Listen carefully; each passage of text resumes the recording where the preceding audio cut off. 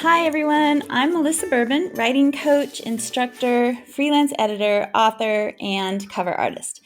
I founded WriterSpark as a way to pay it forward, helping other authors on their journeys. Thank you for tuning in to my quick tips during NaNoWriMo. And if you're doing NaNoWriMo, I hope that it is going great. Please like, subscribe, and follow for more. I really appreciate it. It's day 17 on NaNoWriMo. And today I'm talking about pacing in your narratives. Finding the perfect balance in pacing takes finesse, intuition, and a keen ear for the ebb and flow of your story.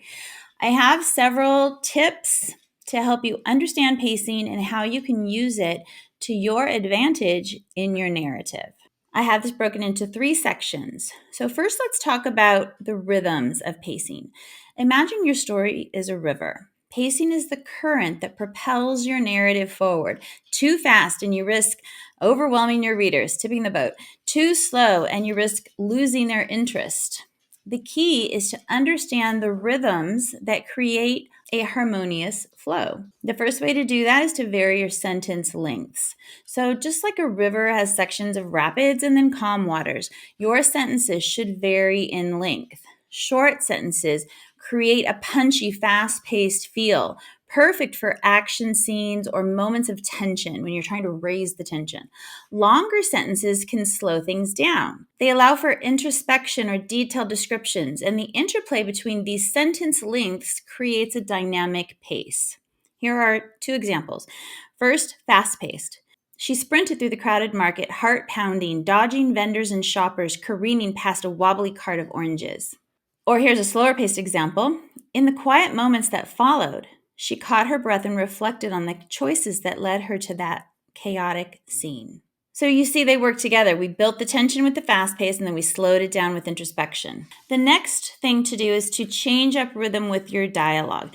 Dialogue is the heartbeat of your story. Use it strategically to control the pace. Rapid fire exchanges can quicken the pulse, while reflective or emotionally charged conversations can slow things down in the same way that sentence length does. Dialogue also provides an ebb and flow, allowing readers to breathe between the action scenes. You don't want high octane all the time. Here's a fast-paced example. Quick, grab the artifact. We don't have much time, she hissed, urgency in her voice. And slower paced, I never expected to find myself in the midst of such chaos, he mused, staring into the distance. Such a difference in how you craft the dialogue and what you're trying to accomplish with it. And the same as with sentence length, your dialogue length changes if you're trying to create a faster pace or add tension, longer dialogue passages as you're slowing things down. Okay, my next section is about balancing action and reflection. Just as a river's course meanders through valleys and over cliffs, your narrative should have moments of action and moments of reflection. Finding the balance between those 2 things ensures that your readers are engaged without getting overwhelmed. Again, can't do high octane all the time. The first way to tackle this is to create peaks and valleys. Alternate between high-intensity scenes and quieter moments.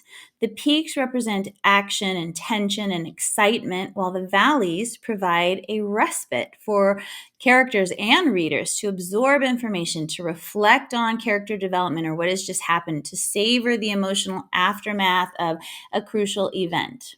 Here's a peak or an action example.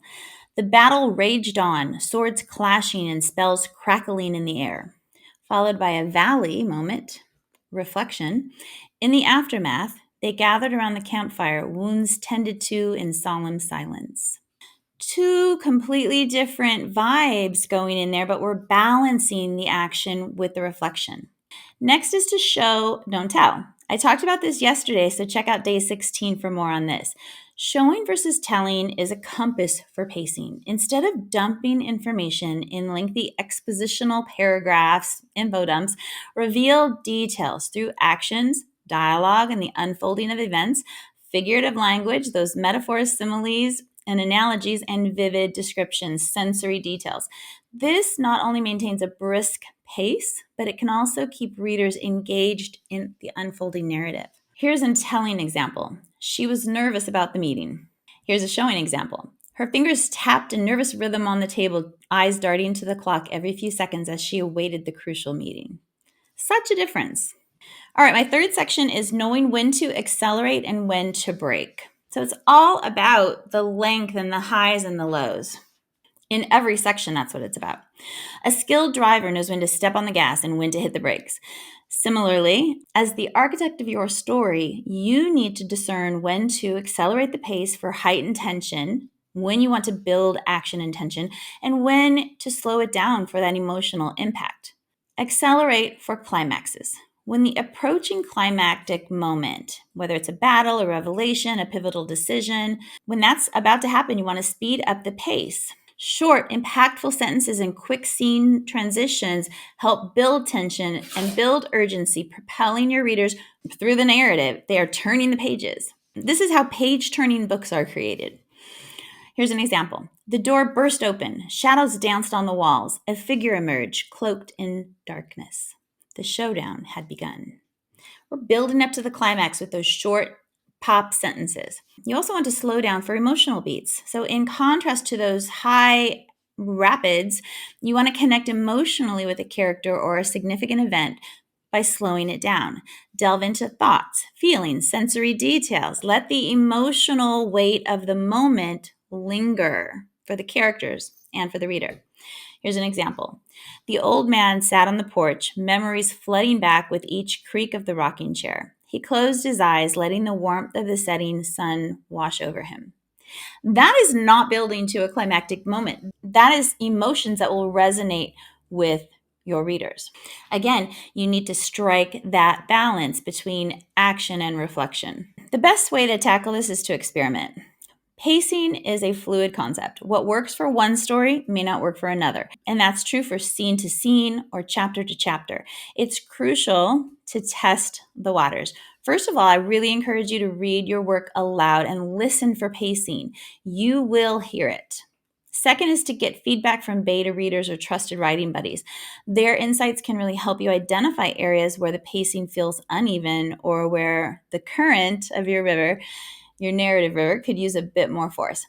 To wrap up, mastering the art of balanced pacing is like navigating a river with both excitement and finesse. Find the natural currents of your story, vary your sentence lengths, establish a rhythm with dialogue, and know when to speed up and when to slow down.